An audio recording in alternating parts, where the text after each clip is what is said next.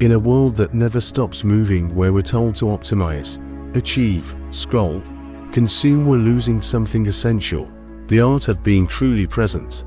We're so afraid of silence, of slowness, of vulnerability, that we forget the deepest lessons about life often come from those who are closest to its end.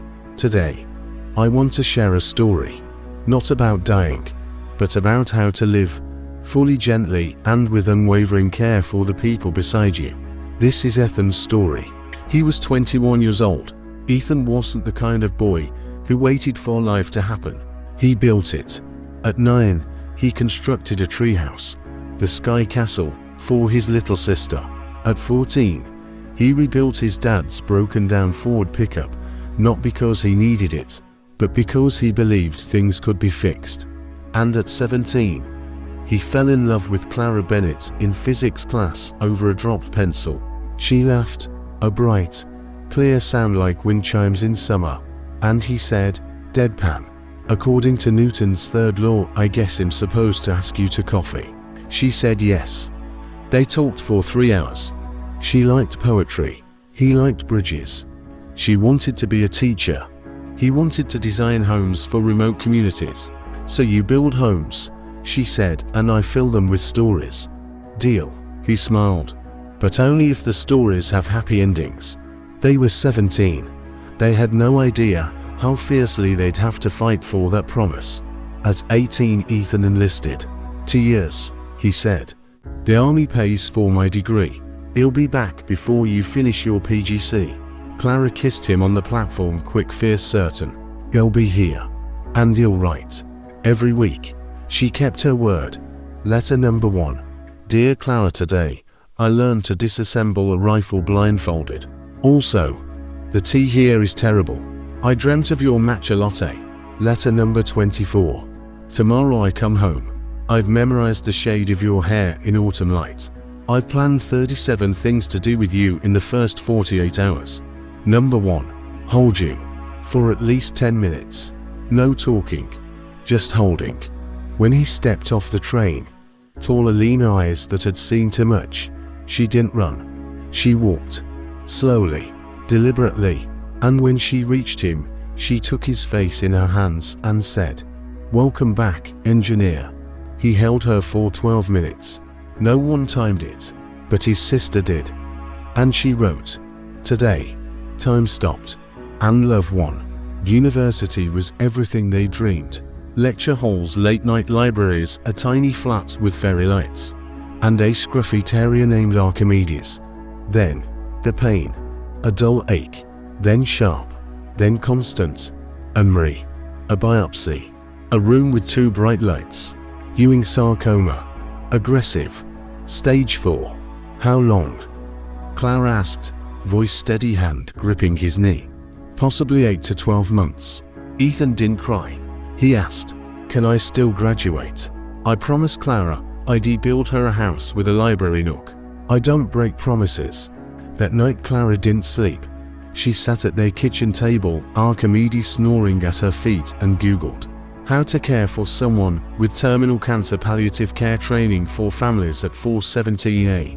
She clicked enroll on the Marie Curie palliative care course. She told him the next morning over burnt toast, "I'm learning how to care for you. Properly. Not just love you. Care."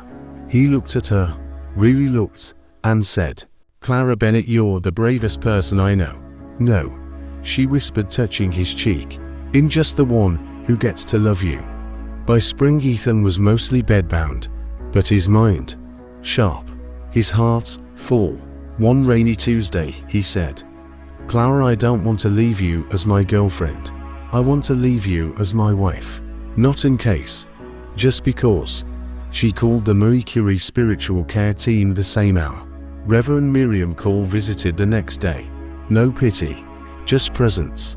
In our tradition, she said, marriage isn't about duration. It's about depth.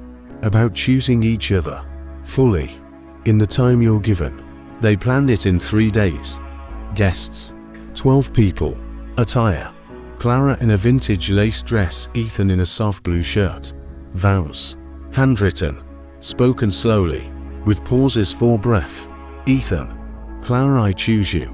Not for forever, though I wish it, but for all of now. In weakness and strength, with every breath I have left, I choose you. Clara. Ethan, I choose you. Not because you're dying, but because you're here.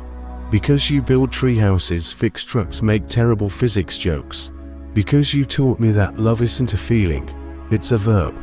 And I will love you actively, fiercely, tenderly for all my days, even the ones without you. Reverend Miriam placed their hands together, his thin, cool, hers warm, steady, and said, "What love has joined in truth and courage no force on earth can separate." They kissed, not a kiss of goodbye, a kiss of arrival. He passed peacefully 3 days later, early morning sun streaming through the window, her head resting on his chest. Clara didn't stop. She completed the Marie Curie course and stayed. Today she works as a pediatric palliative support worker at the Wallace and Gromit Children's Hospice in Bristol. She doesn't comfort the dying. She helps families live fully, gently together in the time they have. Sometimes a mother whispers, "How do you do this? Doesn't it break your heart?" Clara places a warm mug of tea in her hands and says, "It does, every day. But here's what I learned. A heart that's breaking can still hold love. In fact, it holds it more deeply. So I don't protect my heart. I let it break and I let love fill the cracks." On her desk in a simple frame, a photo from the day after the wedding. Ethan grinning, weak but radiant. Clara beside him, head on his shoulder, smiling. Beneath it, in Ethan's handwriting, "We weren't given more time. We were given more meaning. And meaning, that's forever. In a world that's loud, fast, and often lonely, Ethan and Clara's quiet choice still echoes. Love isn't a countdown. It's a commitment, here now fully. And this is only the beginning. Ahead, more stories of children, teenagers, young adults who, facing the end of life, reshaped everything we thought we knew about love, time, courage, and what truly matters. These are not stories to make you sad. They are invitations to pause, to look up, and to ask yourself, what would I live differently if I knew how little time I had? Because sometimes the shortest lives leave the deepest ripples. Thank you for